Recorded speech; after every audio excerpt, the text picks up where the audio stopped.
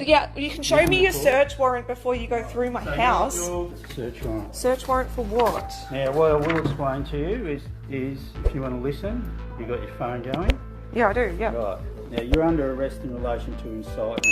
Incitement. Yeah. Now, you're not obliged to say or do anything, but anything you say or do may be given evidence. Excuse me, incitement for what? What on earth? Excuse me, what on earth? Just put your phone down. Can you record to- this? I'm in my pajamas. What's this? I have an ultrasound in an hour. because Yeah, I'm she's pregnant. pregnant, so... I'll take it easy. What's this about? It's in relation to a Facebook post, in relation to a lockdown protest you put on for Saturday. Yeah, and I wasn't breaking any laws by doing You that. are actually. You are breaking the law. That's why I'm arresting you in relation to In incitement. front How of can my you arrest children, her? In That's- front of my 2 children. Can't you just say to her, take the post down? Like, come I'm on. happy to delete the post. This is ridiculous. Right. Yeah. But I have to give you these caution rights. Do you understand? Yeah, that's You're fine. not- Like, I'm not happy to obliged delete say the do post. This is anything. ridiculous. Like, Anything this you is say in front of do my... That's may be fine. giving evidence. You understand that? Yeah, that's fine. But my 2 kids are here. I have an ultrasound in an hour. Like, I'm happy to Let me delete finish. the post. You also have the right to communicate with or to communicate with a legal practitioner. You understand those rights? Yeah, this is ridiculous. This is Dan Dix here reporting for Press for Truth, and the clips that you just saw involved some police officers in Australia who entered the home of a woman in her pajamas, and they arrested her under charges of incitement, all because she posted a post on Facebook simply promoting an upcoming anti-lockdown event that she was promoting. So the authoritarian clampdown in Australia is getting ridiculous, guys, but not only that, it's actually worse than that. There was an individual who was promoting this event. He has a large social following, as I do, and he was promoting these events, as I do. And the police actually showed up to his door with a warrant. They smashed in his door, guys. They had him charged and arrested, and not only that, they actually convinced him to tell his audience not to go to the protest anymore. Get a load of this. An anti-lockdown COVID-19 conspiracy theorist has had a remarkable change of heart after police stormed his Taylors Hill home. James Bartolo is now urging his supporters not to attend planned protests across the city tomorrow. Reid Butler has more.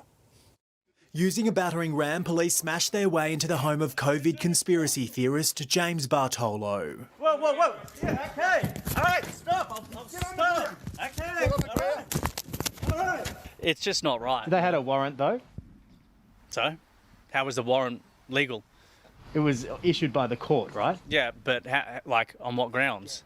Incitement. The 27-year-old serial pest is accused of encouraging his large social media following to attend planned anti-lockdown protests in the CBD tomorrow. But what I'm going to be doing is I'm going to be gathering just around here. So I wanted people to not go to the protest. Now, hopefully, protests won't go ahead. I hope you put that on. The Premier no doubt hoping Bartolo's followers take his advice. It's not safe to protest, it's not smart to protest, and it's not lawful to protest. It's a trap because Daniel Andrews just wanted to blame the protest to extend the lockdown. Hundreds of officers will swarm the sites where protesters are expected to gather tomorrow for so-called Freedom Day rallies, among them the steps of Parliament and the Shrine of Remembrance. Bartolo is just the latest person to be arrested and accused of promoting illegal gatherings across the state this weekend. Police need to make allowances for the fact that these aren't normal wars, and we are seeing abuses of police power. We've seen it in every jurisdiction in Australia. Detectives found 5 samurai swords inside Bartolo's home, so they hit him with another charge,